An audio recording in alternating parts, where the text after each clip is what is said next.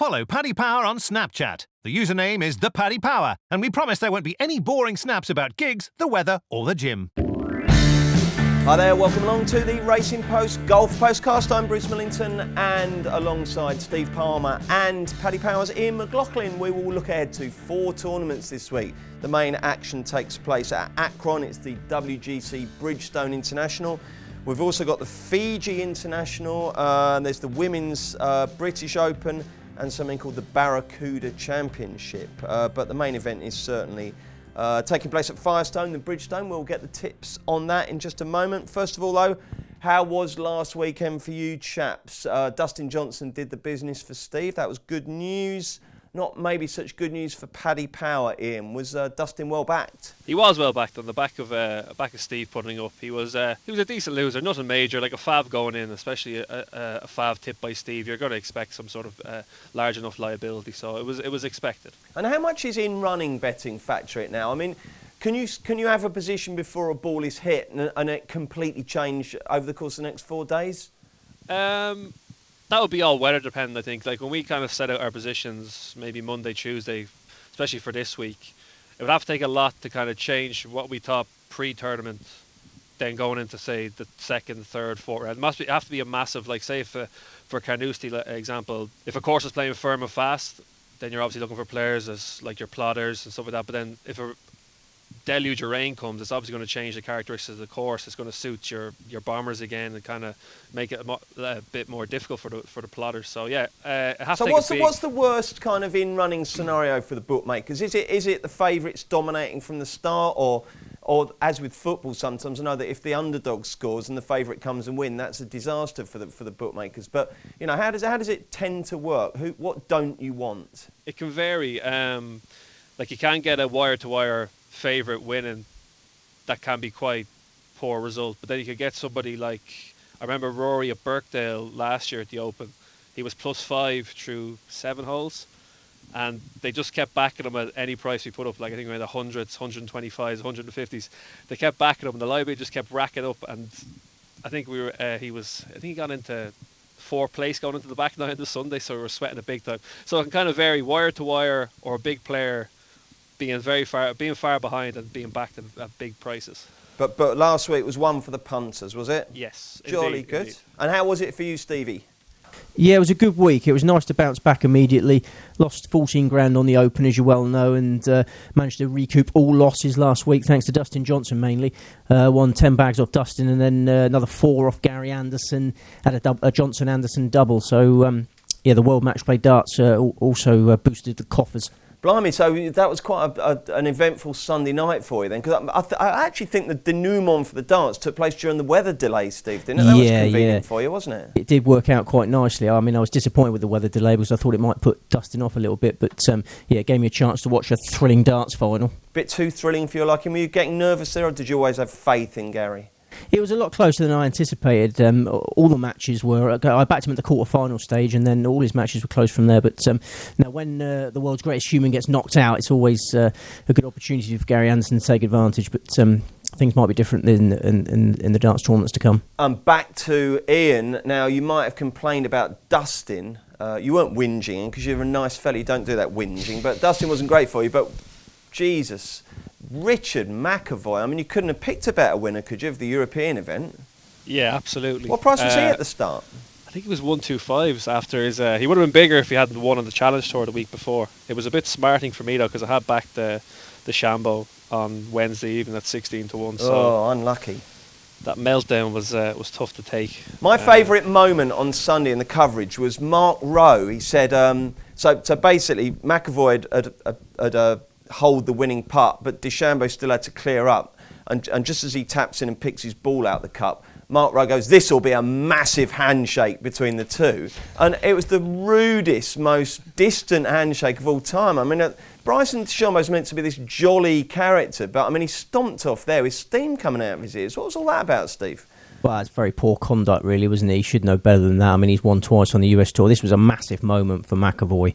You know, he's been toiling his whole life for that moment. Finally gets there, and then this rude American upstart is just dismissing him with a really floppy hand. I mean, I was very disappointed. He went down in my estimation when he did that, as Kevin Keegan once said. Right then, lads, one takeout from the week each. What did you learn last week, Ian? Just don't get Bryson DeChambeau on courses where water's around, so I think he might be might struggle a bit at PGA National in Paris or the Ryder Cup.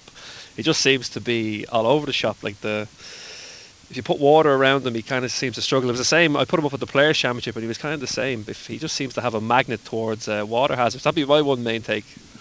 Okay, right. And Steve, what did you learn?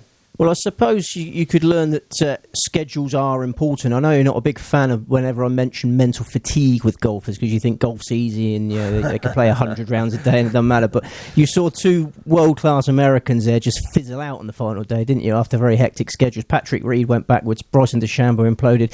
So I do think it's important to follow the schedules, and certain players can get golfed out. Yeah, no, I'm sure they can. They can. And lastly, how did the Greyhound get on, Cameron Champ? He missed the cut by a shot, unfortunately. Oh, what a shame. So, yeah, disappointing. What a shame. Guess what? I was playing golf at Goodwood yesterday. They had a pro there, and you had to play Beat the Pro on the first green. It was called Toby Tree. I recognise him from the price box. He occasionally plays on the main tour, doesn't he? But he sounds slightly like a greyhound, doesn't he? If you backed a dog called Toby Tree, yeah, he's a very nice fella. Is he? Yeah, he's making some good headway on the Challenge Tour, isn't he? Yeah. He was a nice guy, yeah. You can't ask more than that, can you? No, absolutely not. No, he was good. Right, let's do the questions from users. We've had some Twitter questions. Someone says, where can I get this from, please? I'm not quite sure what he's talking about. Someone says, as of now, who is the weakest player in each Ryder Cup team? And if you were the captain, who would they pick? Steve, we'll ask you that. Oh, I couldn't care less about the Ryder Cup. It's the worst betting event of the year. Really? Sorry to be so negative. But That's it's just, right. yeah, you've got two teams, even money. You don't even know who's playing who until just before it starts. And, you can't really make any serious money out of it unless you're going to go in like a crazy boy. Well, all right, to play along a little bit, who would you have as your captain's pick? I don't know. We can't decide that yet until we see who qualifies. I won't be looking at the Ryder Cup until it's about to happen. I'm sorry to the reader that texted in expecting a better response there, but I get really infuriated with Ryder Cup talk now. It starts so early on, and then it's for a punter. It's just the worst betting heat of the year. Okay, fair enough. Ian, what's the latest betting on the Ryder Cup? See if we can get Steve interested. The Ryder Cup is currently even money USA, even money Europe, 10-1 a tie. And Ian, just so David O'Dwyer doesn't feel completely wrecked by Steve's negativity, see if you can give him an answer. Who do you think the weak links are, and who might? Is there a left field captain's pick that might come in? Looking at the US team, I think there's one glaring weak link, and it's just from his previous comments about Paris as a whole, and it's Bubba Watson. He played the French Open, I think it was 3 years ago, and he hates the place. He goes, I went to go see this tower. They don't even have French fries here. He just seems completely sullen towards the country as a whole. I think he's going to be a weak link in the team. In terms of captain's picks, I think the obvious ones, like Tiger sits there 20. He probably need to have a couple more good tournaments to get actually in automatic. He'll be a lock for a pick. There's talk of him wanting DeChambeau on the team actually. So if DeChambeau's not in, I'm sure he'll get a pick. Phil's there. And one left field, maybe not so left field. Probably say Tony Finau would be a good captain's pick in my opinion. Very interesting answer, Ian. Thank you very much for that. No problem at all. Tim wants to know: have the chaps got any early fancies for the last major of the season? That's obviously the US PGA taking place in 3 or 4 weeks. What's the latest betting on that, Ian? Sure. So currently Dustin Johnson heads our market at 9-1. Rory McIlroy next in 14-1. Jordan Spieth 14-1. Tiger at 16-1. Ricky Fowler 18-1, Jason Day 18-1, and 20-1 Bar. Steve, you're going to deign to answer this one, or is it? I'm not sure I will actually. I'm not sure I will. I'll keep my powder dry until next week.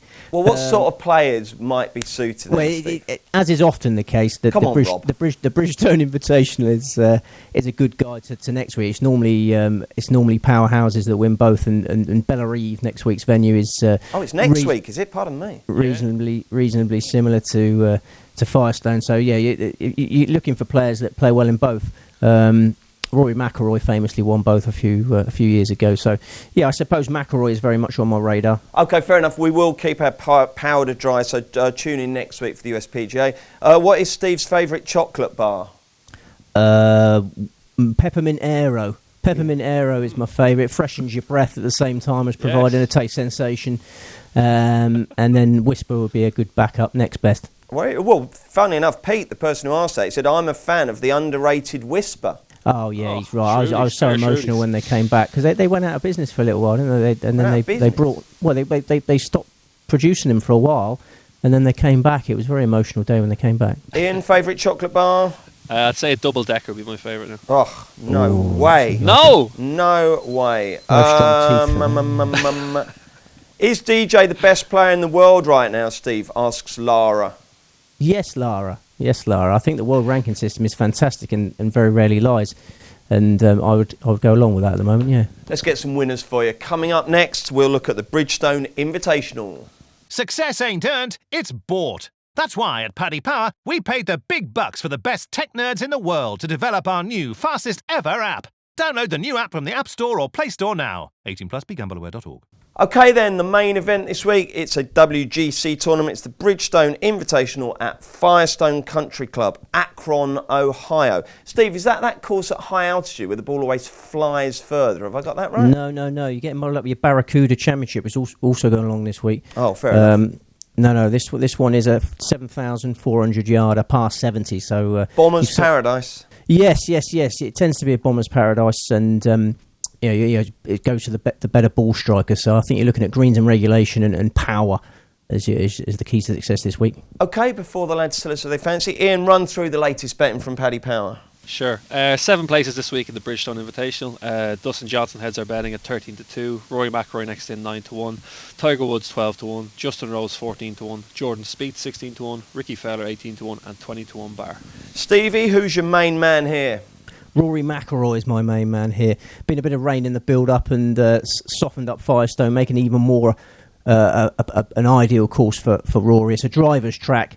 Mcilroy, the best driver in the world over the last few years. You need to be long and accurate off the tee. He's posted 5 top 10s in 7 Firestone starts. He won the title in 2014, a thrilling duel with Sergio Garcia. I'm sure you remember that one. And I like what I was seeing at the Open. We talked about the different strategies used by players at Carnoustie. Well, Mcilroy was determined to attack all week. He felt he'd been too defensive in the previous majors. He was saying, "I'll go down swinging" in his press conferences, and he almost pulled it off. The likes of Dustin Johnson and John Rahm missed the cut using the gung-ho tactics, but Mcilroy finished second, and that was despite missing loads of makeable putts. So I was really impressed with Mcilroy at Carnoustie. I didn't agree with his tactics, but I couldn't believe how close he got to pulling it off. And that was from the wrong side of the draw as well. We must remember there was a very significant draw bias at the Open, and Rory was on the wrong end of that. I think this week he's facing a much more suitable challenge. He can attack in the same style and have much more success at Firestone. This layout is absolutely made for him. Is his flat stick warm enough? I don't think his flat stick will need to be that warm for him to win this. I'm just looking for a half decent putting performance. This is about greens and regulation and power, as I say, and there's few better than Mcilroy in that regard. This tournament has a similar feel to it as the Arnold Palmer at Bay Hill for me. That's the only other stateside event where I've backed Rory this year, and I think Rory can destroy Firestone. Perfect weather expected for the tournament. It just looks made for flat track bully, if you will. You're looking forward to getting stuck into him. You used to love a Rory punt, didn't you? Yeah, I do love a Rory punt when the time's right, but very selective these days. And as I say, this looks like the Arnold Palmer Invitational moment to me.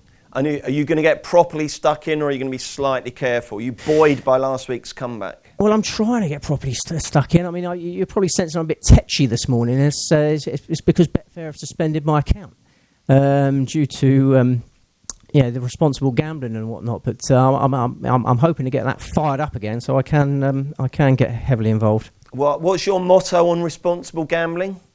My motto? Yeah. Oh, bet with passion. Oh, sorry, no, but I've got a badge, actually. One of the readers sent me a badge. Here's the badge. Bet responsibly, but bet with passion. I mean, what more can they ask for? I even got a responsible gambling catchphrase, but unfortunately, our little email discussions have not been working out. So, I've got work to do there. But, there's still time to get it sorted before the tournament starts. I'm sure it will. OK, Ian, your main fancy for Bridgestone? We're singing off the same hymn sheet again. It's Rory Mcilroy. Anything to add? I'll try not to overlap too much. I'll go through the points like as Steve said. Winner here in 2014, 5th here last year after 2 years not playing the event. We were discussing last week about how his motivation can somewhat wane when he doesn't get the setups that suit him. But as Steve said, like looks like there's going to be 20 mils of rain between now and the start of the tournament. It's going to be a soft, long golf course. These are set up where he earns his bread. And I was surprised to see prices of 14-1. Going out there, I was a 9-1 shot. I was much shorter than that. I think he's a great bet this week. Excellent. All aboard the Rory Express. And who are we augmenting him with, Steve? We're augmenting him with 2. Xander Schauffele, who tied for second alongside McIlroy at Carnoustie. That was a fantastic effort from Schauffele. He's just immediately become a major contender. He was 6th in the US Open last month. Just so solid from tee to green, really consistent ball striker, and therefore an extremely good fit for Firestone. This is the place where the best ball strikers usually win, and he tied for 13th on his debut last year. If this was his first look at it, I wouldn't go near him, but he tied for 13th on debut last year, improving as the week wore on. It's time to take Schauffele very seriously now. Yeah, this is a quality player, and his maiden US Tour victory came in the Greenbrier Classic in West Virginia, which is across the Ohio border. His second victory came on a tough par 70. This is a tough par 70. East Lake. That was East Lake for the Tour Championship. I think difficult long game tests are where Schauffele should be followed. And who's your other one, Steve? And my other one, sorry about my... I've got a bit of a chest infection at the moment. Oh, dear. It's all catching up with me. Mark Leishman. Mark Leishman is my other one, another outsider I like. Lives in Virginia. Likes this part of America. 2 of his 3 US Tour wins have come in the northeast of America. All 3 of them have been in the east. And he's fond of Ohio. Made his President's Cup debut in Ohio at Muirfield Village. Beat Matt Kuchar in the singles. He's played well in the Memorial, the other Ohio event, the last 3 years. And he was 3rd on this course in the 2014 Bridgestone at Firestone. Okay, can you just explain to me the concept of a good ball striker, please? Because surely they're all good ball strikers. That's what makes them good golfers. How do you tell who's a good ball striker and who isn't? You get these things where people say, he's a great ball striker. Well, who isn't on the tour? Consistent length and accuracy. I mean, McIlroy he's incredibly long, but he's incredibly straight as well. It's that combination. Obviously, his weakness is the short game. He's not a great putter, but there's loads of rubbish ball strikers out there. Really? I mean, who's a bad ball striker? Brant Snedeker's a good example of a rubbish ball striker. He just lives off his putting ability. A ball and Firestone will not allow you to get away with it. Tough tree-lined par 70, 7,400 yards. And McIlroy, as Ian said, just be licking his lips at this one. Okay. Ian, who else are you putting up this week apart from Rory? Again, they're going to think we're in cahoots here. The next best was Xander Schauffele as well. Good man, yeah. Yeah, I could echo everything Steve said. I think the soft conditions won't be hindrance to him at all. I think the long game stats suit well with Firestone, and 40-1 looks a solid each way proposition. One that's not in Steve's list there is, pardon the pun, is a value outsider is Luke List. An American bomber who is making his debut at Firestone can be somewhat of a negative, but put up 2 good showings on this side of the pond. 3rd at the Scottish Open and a 39th at the British. A Saturday 77 scuppering his chances. Not really a links practitioner, so these were encouraging. He's now back into a familiar surrounding in terms of a long, soft golf course where his superior ball strikers just see him go well. Again, I was surprised to see 3-figure quotes of 125-1. I think he can give punters a good run for their money. Lovely stuff. Well, listen, the feedback I get from Postcast, whether they're football, racing, golf or whatever, is that people love it when the panellists and experts agree. So Rory and Schauffele for both of the lads. Ian likes Luke List and Steve likes Mark Leishman. Excellent. We'll go to Fiji next. Check out Paddy's Rewards Club. Simply place 5 bets of £10 or more across any sport in a week, and you'll get a free £10 bet the next week. T&Cs apply. 18+. BeGambleAware.org. Right then, Bruce Millington, Steve Palmer and Paddy Powers in McLaughlin. We've looked at the Bridgestone Invitational. Let's look at the Fiji International next. The European Tour goes to ever more weird and wonderful exotic locations. We're at Fiji, made famous, of course, by Vijay Singh. What's the outright betting from Paddy Power on this one? So 6 places this week at the Fiji International. Scott Hend heads are betting at 12-1. Justin Harding next in at 14-1. Scott Vincent 20-1. Demetrius Papadatos 25-1. Lucas Herbert 25-1. Justin Walters 25-1 and 28-1 bar. Literally, I bet religiously on golf every single week. The only one out of those I've heard of is Scott Hend. So this is not a stellar field, is it? I want to hear Ian say Dimitri Papadatos again. He absolutely nailed that. Can we have that again? He nailed that. Brilliant. I can't do it again now. You put me under pressure now. I won't be able to do it again. No, stick with it. Pilkadaris is playing. There's some crackers in this one, isn't there? I've got a couple other ones in the selections as well that are tongue twisters. So this should be brilliant. fun anyway. Okay, well you go first then, Ian. Run us through your main tip. Grant, I have two for the tournament. The first one is easy enough to pronounce. James Marchesani. He was second on debut here last year. He's having a good run of results on the Asian Tour in the past couple of weeks. Again, it was much like the prices I saw for the Bridgestone. I'm just surprised to see these sort of prices. Like, this course is very, very tough in the wind. You're just looking for guys who are suited to the kind of layout. And when I saw 125 to 1, I thought that was a perfect each way play. The second one, now bear with me here, is Pavit Tankal Mal Prasert. What's your bet? If you said to me spell that, I would not have a clue. Go again. Spell would be Pavit. Is that his first name? Malprasert. No, Pavit's his first name. Then it goes Tankal Malprasert. That was actually quite good. Looking back, it's phonetically, that was correct. Now, it's a good job no one bets in betting shops anymore, isn't it? No. They'd start writing that one out and just give up halfway through.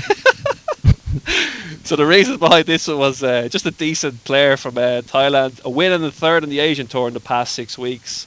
Again, as you said, the front end of the market it's plenty of dross in there. I was just looking for kind of either unexposed type or a type who's played well at the course before. He's about 100 to 1. Max Zani's 125 to 1. I think they're good plays at 3-figure odds at this sort of event. Steve, our magnificent sponsors will be delighted to hear you saying that no one bets in betting shops anymore with their wide estate network. Well, they don't let you bet online either, the way things are going. Right, Steve, have you got? Do you fancy anyone that we can pronounce or spell? Mine are a lot easier, and I'm glad Ian's gone for a couple of outsiders because mine are not that exciting. But I just couldn't get away from the name of Scott Hend. He's been tweeting a lot about this event in the last few weeks. He clearly knows this is a fantastic opportunity for a third European Tour win. I like his attitude going into it. He's playing well enough to deserve his favouritism. He had a nice sighter last year, finished 24th last year. And he's a decent-sized fish in a tiny pond. That's how I describe it, Scott Hend, this week. And I've got. I'm only going with two selections for the Fiji International. I've got one threat to the favourite. Is Scott Vincent, a player I've been following for a couple of years now, an improving Zimbabwean youngster.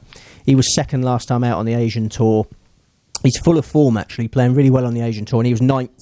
He was ninth in this event last year, so he's another one with a good sight. So I wouldn't want to back anyone who hasn't had a look at this course. It's quite a quirky little layout and windswept terrain. I want someone who's had a bit of experience of that, and Hendon Vincent are the two I like. What time do we need to get our bets on if it's starting in Fiji on Thursday their time? It's got to be crack of dawn. Good question. 7:15, I think. So you want to get your bets PM on Wednesday. Oh, okay. So you need to get your bets on by late afternoon Wednesday, don't you? I think that's the case. Yeah, that's worth bearing in mind. So Steve fancies Scott Hend and Scott Vincent. I've not got a clue who Ian fancies because they're absolutely unpronounceable. Rewind or something. Let's look at the Barracuda Championship. Steve, where and what is this? The Barracuda Championship is a Stableford event, so they have a scoring system: 5 points for an eagle, 2 points for a birdie, 0 for a par, -1 for a bogey, -3 for an other. So it's a modified Stableford. Oh, it's a modified Stableford. Very exciting. This one is played at altitude, 7,472 yards on the card, par 72, but obviously plays a lot shorter because we're up in the altitude. Where are we in? Which part of the world are we in? We're in Reno. Yeah. Is this the old Reno Tahoe, or is yes, it? Yes, it is. Yeah, it is. Yeah. Reno Tahoe used to be a stroke play event, and then it moulded it into a modified Stableford. So lovely. Yeah, generous fairways, favours attacking golfers, and ridiculously hot as well. You know, you're talking 100 degrees every day, and you could fry an egg on your sand wedge, probably, could you? Quite literally. Okay, let's get the latest betting from Paddy Power, Ian. 6 places again on the Barracuda this week. Joel Damon leads the betting at 16 to 1. Shane Lowry next in 18 to 1. Graham McDowell 25 to 1. Andrew Putnam 25 to 1. Richie Wierenski at 25 to 1 and 28 to 1 bar. Oh, I've heard of a couple of them. Who's going to win it, Steve? Ryan Palmer's going to win it. The Barracuda Championship, always a happy hunting ground for older players. If you look at recent winners, they all tend to be seniors, well, our sort of age, Bruce, and it's players that are looking to stabilise their career. You know, if you're playing in the Barracuda Championships and you used to be good, then something's gone wrong. Jeff Ogilvie, JJ Henry, and Greg Chalmers, good recent examples of players who've used this tournament to get their career stabilised. Palmer He spent a year outside the top 100 of the world rankings now. He's had a lot of off-the-course issues to deal with. His wife was battling breast cancer. He needed shoulder surgery, so he had a lot to deal with off the course. But he's slowly but surely been getting his act together. Finished second at Torrey Pines in January. That was a big confidence booster. And then this month's been very encouraging too. He was 8th in the Quicken Loans National, 22nd on Sunday in Canada. As I say, he didn't need to play this event for several years, but he put it back on his schedule last year and he finished 9th. And if you go further back, he was 4th in 2008, 5th in 2009. So the course suits him, the format suits him. He's an aggressive player, prone to the odd card buster, which not as much of an issue this week. So yeah, I thought Ryan Palmer was quite deep down the betting for a good player. A good player. There's a lot of chaff in this, but Ryan Palmer is a proven champion, and he's my best bet. One 40-year-old Palmer tips another. Okay, and Ian, who's your main fancy? I'm keeping in line with the older players, and my main bet is Vaughn Taylor. Not having a bad year in the PGA Tour this season. He's only missed 3 cuts since January. Has actually won this event twice in 2004 and 2005, proving he's suited to the test of playing at altitude. Decent player in the wind with a win in the 2016 Pebble Beach Pro-Am. Saw prices at 90 to 1. I think that's worth a flyer in a very weak field. Lovely. And who are you backing your main tips up with, Steve? I've got 3 selections in this tournament, and the one youngster I like is Richie Rowensky. That's a tongue twister if you've had one too many. But he won on the Web.com tour in 2016, and now he's threatening to make the breakthrough on the US tour. He was 4th in the St. Jude Classic in June, 2nd in the Barbasol Championship last time out. And he was a playoff loser in this event last year on his debut. So I think this is a great breakthrough opportunity for a player I've had my eye on for a few weeks. And then my final selection at a big price is Matt Jones. This is an Aussie who lives in Arizona, won't fear the ridiculous temperatures of the Nevada desert. Like Ryan Palmer, he's hungry for dollar and world ranking points. He's slipped down the rankings a little bit. Last time he played an easy course like this, he finished 12th in the John Deere Classic. I think the format and the course are perfect for Matt Jones. And I know you're a big fan of the nappy factor, Bruce.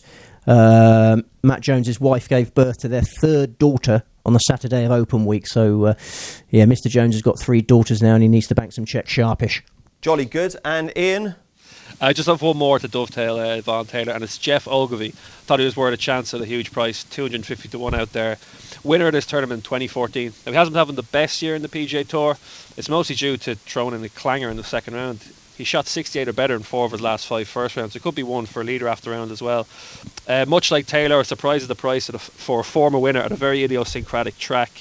And again, he's also worth a flyer given the makeup of the field. He was a class player in his time, wasn't he, gentleman Jeff? Okay, and finally then, we've got the Women's British Open. Now, Steve was very dismissive about the British seniors last week. He barely deigned or consented to give a tip, but then he nailed the winner in Miguel Angel Jimenez. So, Steve, you can be as dismissive as you like, but who is your fancy for the Women's British Open? Is it the Weetabix still, or has it moved on from that? I think it's the Weetabix, isn't it? I don't know. I mean, if it's not, whoever sponsors it now will be fuming that we've mentioned the Weetabix. But yeah, I think it's the Weetabix, and I've got one selection for you, Charlie Hull. I admit I don't follow ladies golf as much as others. I know Jeremy Chapman loves his ladies golf. He never takes his eyes off the ladies golf. But I've only got one selection because I don't follow it that closely. But I couldn't believe how far down the betting Charlie Hull was. You look at a recent Open record. She finished in the top 10 in all 3 majors this year. 22-year-old, still improving on home turf, 3 top 20s in the last 4 Opens. So, I thought she was a lively 40 to 1 chance. Fantastic. What's the latest betting in? And then give us your fancy. I thought you'd never ask with the names at the top of this leaderboard. So, I presume a lot of them are a single syllable, are they? Yes. Top of the market 8 to 1 is Aria Jutanugarn, So Yun Roo at 12 to 1, Jin Young Ko at 12 to 1, Min Ji Lee 16 to 1, Imbi Park 20 to 1, Sung Young Park 22 to 1, and 28 to 1 bar. Okay, and who do you like, Ian? I tried to have a look through. I couldn't really get Where too is it, by the way? What's the course? It's at Royal Lytham. Lytham St Anne's, yeah. Oh. I was having a scan through this morning. I couldn't find a bet with too much confidence. I'd probably row in with Steve at Charlie Hull. Local enough to the course. A lot of these, the front end of the market, are kind of your LPGA Tour setup suited to that. I wouldn't be too suited to links golf. So yeah, I'd probably agree with Steve with Charlie Hull of 40s. Right then, lads. So before we wrap up, there's 4 tournaments this week. Normally we do our transatlantic cross doubles on the 2 main tournaments. But this week, let's do an each-way Yankee. Let's try and really bring these bookies to their knees. Okay, so I guess we're definitely going to go with Rory, aren't we, in the Bridgestone, because you both like him. We're definitely going to go with Charlie Hull in the Women's British Open. In the Barracuda, I thought you both made really good cases. Have you got a preference between Taylor and Palmer there? I obviously have, yeah. Yeah, we probably both want our own man, don't we? But you're going to have to decide, Bruce. You're going to have to be the... Yeah, you can decide. You decide. Well, I'll tell you what. No, we're going to go with Scott Hend in Fiji, because he's safe. And then we're going to go with Vaughan Taylor in the Barracuda, okay? I think that's fairly democratic. But, folks, there's nothing stopping you doing 2 Yankees and having Ryan Palmer in the Barracuda and Vaughan Taylor. I think that's fair enough, don't you, lads? It's a great opportunity, and it's so exciting when there's 4 tournaments. A real chance for winning your freedom. And perhaps, Steve, to motivate punters, you could quote Graham Taylor with the opportunity speech at this moment. I could do, couldn't I? Am I allowed to use swear words? Which one is it? Does it begin with F? Yeah. Could just do effing for that one. Go on. Effing, okay. What, the full... Just give us as much as you think is relevant. Okay. In life, there's so many opportunities, and they're always round about us. But there's too many people in life that never see them. Then there are those people who see the opportunities, they don't grasp them. Then there are those people who see the opportunities, they go looking for them, and when they see them, they grasp them. And that's what we're facing now on the football field, isn't it? Go effing take the opportunity. It's there for you. And wring every little bit out of it, okay? Well done, mate. Absolutely superb. Well done, Steve. That was brilliant. Right then, we are back next Wednesday looking ahead to the final major of the year, the USPGA at Bellerive Country Club. This is Wednesday's Racing Post absolute must-buy. We've got Steve on the golf, we've got Jeremy on the women's golf, we've got the 72-page pre-season big kickoff.